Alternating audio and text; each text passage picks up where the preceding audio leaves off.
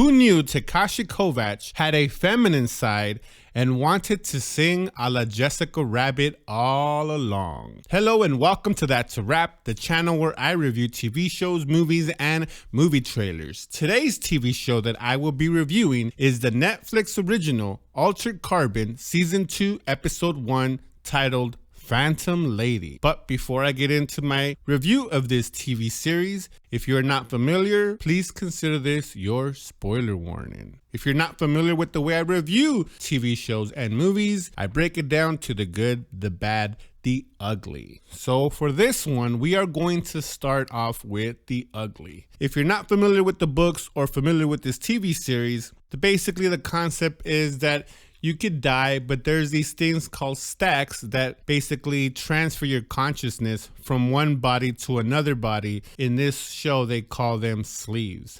In season 1, we had Cole Kinnaman play Takashi Kovacs, and in season 2, we have Anthony Mackie playing Takashi Kovacs.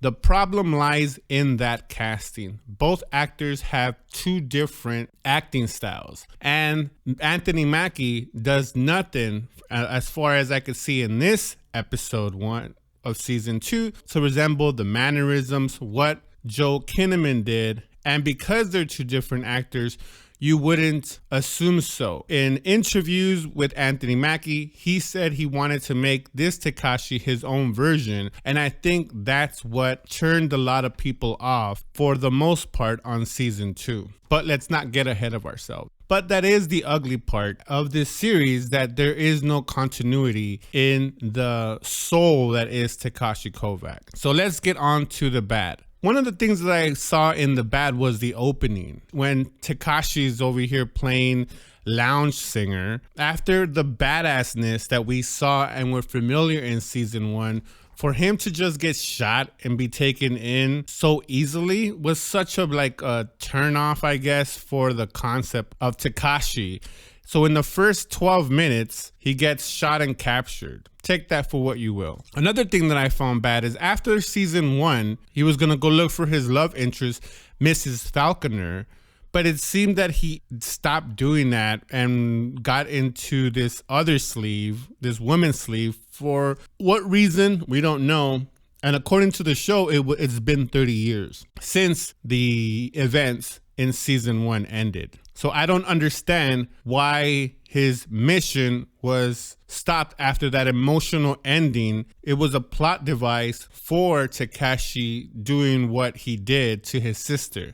I could have put that in the ugly, but I chose to leave it in the bad. Now let's move on to the good. The good, I love the fight scenes. Anthony Mackie having his background in Marvel and being used to the fight scenes like in Marvel, I think flows seamlessly in this type of sci-fi action scene genre or whatever. So I really did enjoy his style of fight scene as opposed to Kinnaman. It seems that with Anthony Mackie on the show, they're taking a lot more freedom in the fight scenes, and you could definitely tell. Another good part about this first season or this first episode is Anthony Mackie's acting. He's so charismatic. He's so full of life. He is such a good physical actor, a good method actor. He's just a good actor all the way around.